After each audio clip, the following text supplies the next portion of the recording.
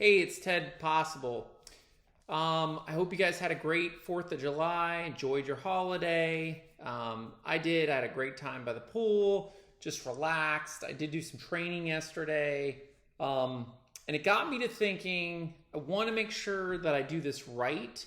So today in my poker power list, I put down start a budget for my tournaments. And what I'm going to do is I'm going to put each one of my sites that's online as an account and the amount that I have in it and each buy-in, and see how that goes.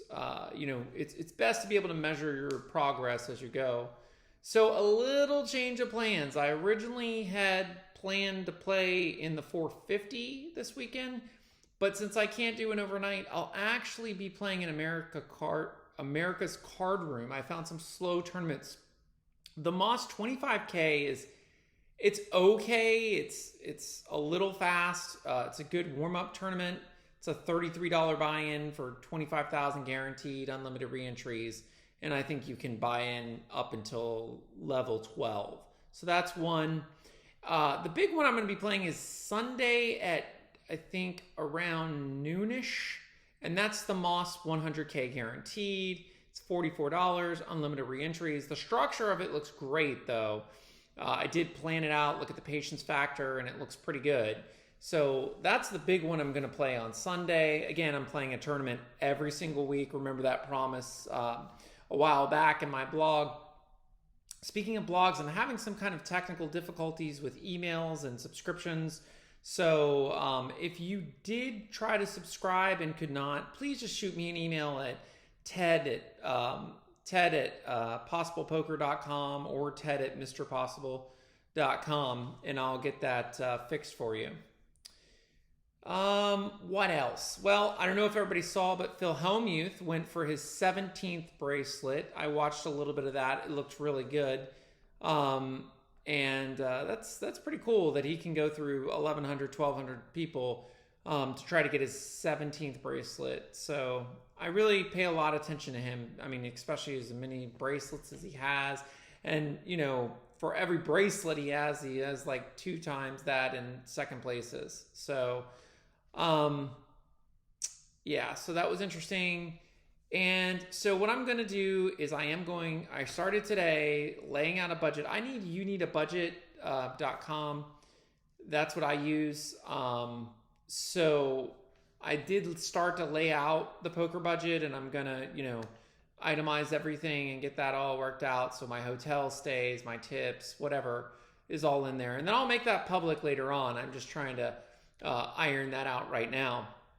Bankroll management is pretty key. Like if you're not playing the tournaments you should be playing, you can go through your bankroll pretty quick. So I'm going to want to see that. But yeah, other than that, it's been great. I just had a relaxing 4th of July.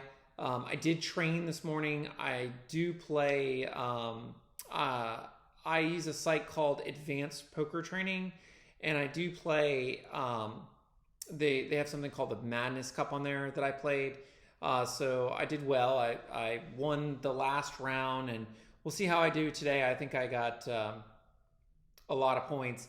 But basically the concept is you play against another player, you get the exact same hands against the exact same bots, but in 100 hands, and you have 100 hands to accumulate chips, and whoever has the most chips at the end, even if it's negative, wins that round. And then it's bracketed, kind of like the NBA, brackets that you play during Final Four season.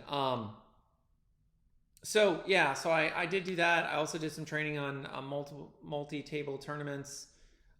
Did not work on final table strategies, but I will probably work on that tomorrow.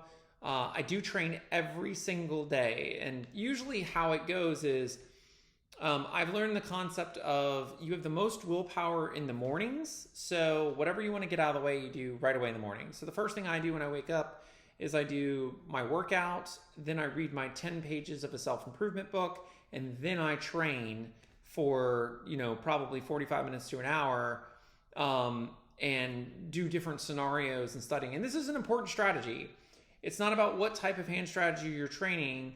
not, GTO or exploitative. It's about the amount of training you do. And if you really want to get good, training every day is important. And let me tell you a little story about that, because for a long time I didn't train. I thought I knew exactly the style I wanted to, and I thought I was playing really good. A cash game player, plus EV, making thousands, a month. It, pretty good ROI. And then I started 75 Hard, which is the program I was talking about that I rigorously go through in order to supercharge my life. And I started reading self-improvement books, and one of them was like set some goals, and I set the goal of training. And I started training. And then it was like, wow, my game just went to the next level because I was able to try things out and experiment and do all kinds of things on APT. Again, that is advancedpokertraining.com. Give them a shout. Look at that. It's pretty cool. I was able to do all of those things and do it daily and improve upon it and look at my mistakes and measure my progress. And that definitely improved my game phenomenally. So the strategy of training daily is really, really important. So guys, if you have, something you want to work on in your game, hand strategy wise, I would recommend actually blocking it out on your calendar, that you're going to play and you're going to train however you train, whether you use a bot site or, just go online and play poker, but train at that time and make it the utmost priority, because I think that's really essential. And that's it. That's all today, pretty busy day. Again, I trained, and this is the last thing on my poker power list. I did the budget, like I said. I did lumosity, strengthens your mind, makes you sharp. I did, some contact of Maryland Live to see if I could vlog there. Still waiting a response. And that's it. So guys, thanks for tuning in. The tip of the day is make sure your bankroll is situated in such a way that you can handle tournament or cash games. So I generally say the rule of thumb there is 20 buy-ins in cash and around 100 in tournaments. Although this can change, there's a great episode on Red Chip Poker. Check that out, their podcast out, Red Chip Poker. They talk about how it's not an exact science, because if you have 20 buy-ins in a cash game and you don't win at the higher levels, you're going to have 20 buy-ins at a lower level in your bankroll. So it's not like you actually need the exact amount to play that level if you're not always going to be playing it. So there's a little nuances there. And then the other thing is, just make sure you account for everything, hotels, all your expenses, gas. It should all come out of poker, because that's what's causing it.